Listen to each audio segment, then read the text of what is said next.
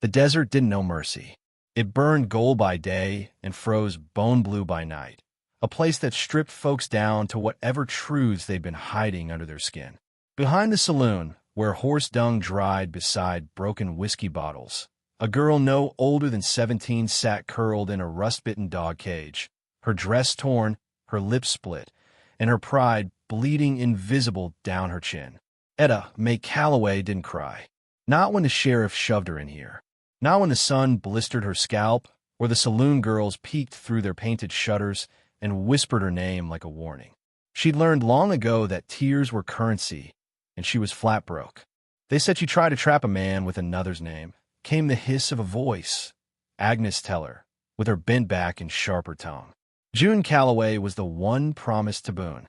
This one's just a decoy with dirt under her fingernails. The lie had started with a letter.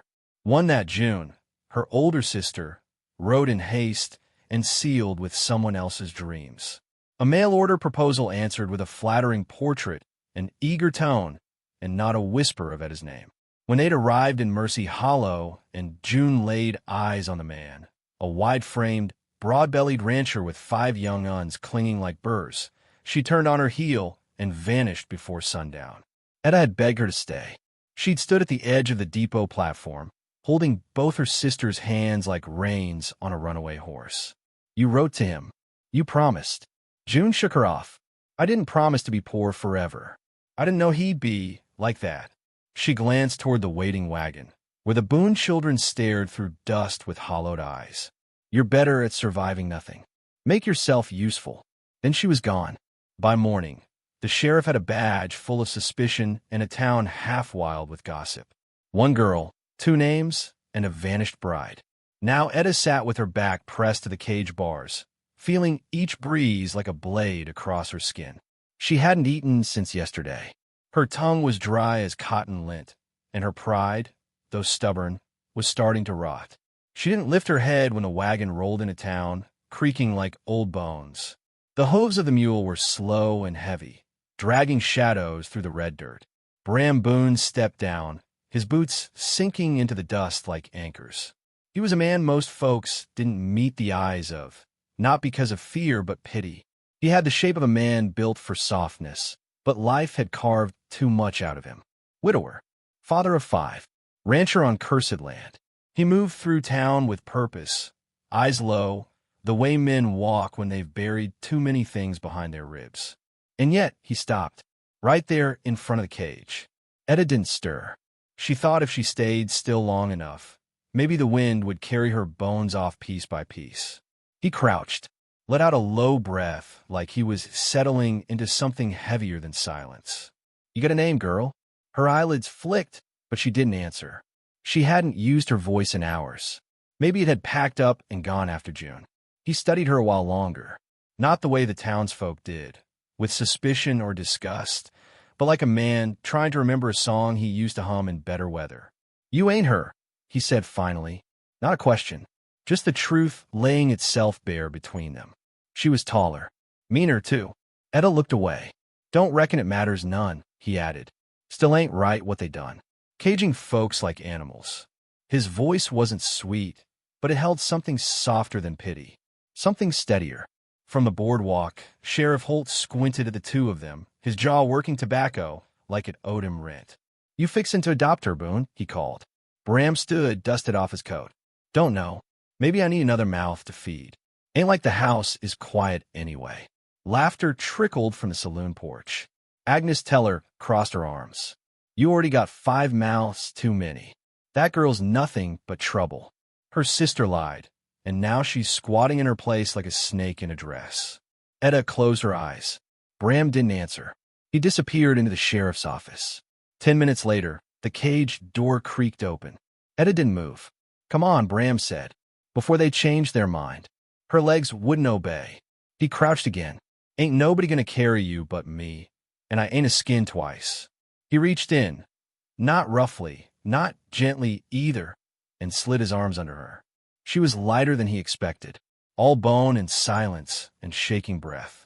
As he lifted her, the cage gave a little groan. The whole town seemed to pause. A baby cried in the saloon upstairs. Agnes muttered something sour. Sheriff Holt lit a match off his boot. Etta buried her face into the crook of Bram's shoulder, not from affection, but from a shame that rolled in like thunder behind her eyes.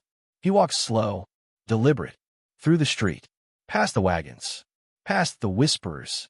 The Boone wagon waited at the far end of town. The mule turned its head lazily, as if it knew already that something had shifted. Bram set her down gently on a blanket in the back, then placed a jug of water by her side. She touched the lip of the jug, dirt under every nail. 100 words stuck in her throat, not one of them brave enough to climb out. Bram stepped back once, then climbed onto the driver's bench. She watched his back, broad, solid, unmoving, and yet, for the first time in days, her breath came in steady little sips. As the wagon rolled forward, the sun dipped low behind the chapel steeple, painting the road in blood and gold. And inside the cage she'd left behind, one long strand of her hair clung to the rusted bar, dancing in the breeze like a thread finally snapped free. The first night on the Boone homestead smelled of wet wood and sour milk. The walls of the house leaned with the wind, and the floorboards creaked like they remembered laughter but hadn't heard it in years. Etta slept in the barn by her own choosing, curled in a quilt that smelled faintly of smoke and lye soap, the stars blinking down like curious eyes. At dawn, she woke to the sound of a baby's cough and the scrape of boots on dirt. Chickens stirred, and somewhere a kettle whistled. She sat up slowly, her limbs stiff from sleep and shame, and pulled the quilt tighter around her shoulders. Her wrists were still marked from the cage, 2 dull red bracelets she wouldn't name. She stepped into the yard barefoot, careful not to wake the roosters, and found Bram chopping wood with quiet precision.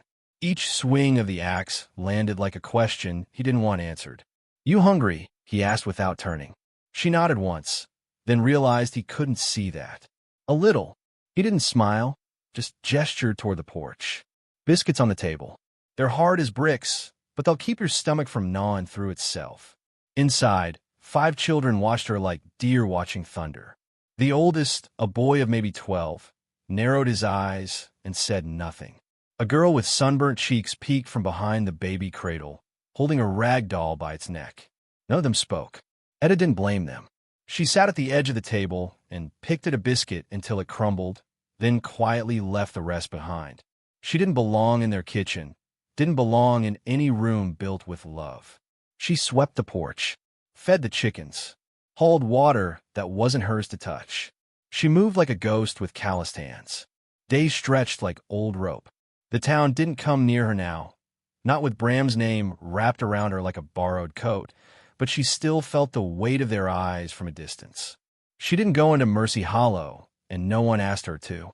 One afternoon, Bram handed her a satchel with a faded blue dress inside. "Found in Annie's old trunk," he said. "Might fit." Etta held it up. The fabric was worn thin at the elbows and hemmed by hand. It smelled of cedar and dust and a mother's memory. "Who was Annie?" "My wife." She folded the dress carefully and didn't ask again. That night, she wore it anyway. It hung too loose around her ribs, but when the baby cried, she picked him up with sure hands, and he quieted before he knew her name. By the 3rd week, Mary Beth, the girl with the doll, came into the barn while Etta was mending a saddle strap. She knelt beside her and said, soft as moth wings, "You talk prettier than Mama ever did." Not loud, but prettier. Etta looked down at the thread in her hand and blinked hard. "Thank you," she whispered. "You look like you laugh when no one's watching." Mary Beth grinned. "Sometimes."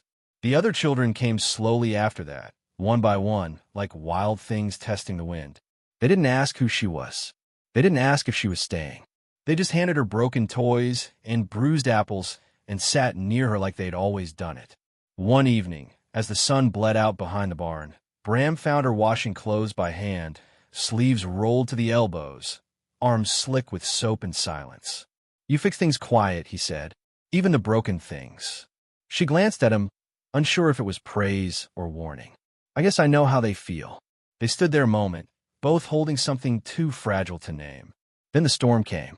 It rolled in after midnight, lightning cracking across the hills like whiplashes, wind shoving against the clapboard walls.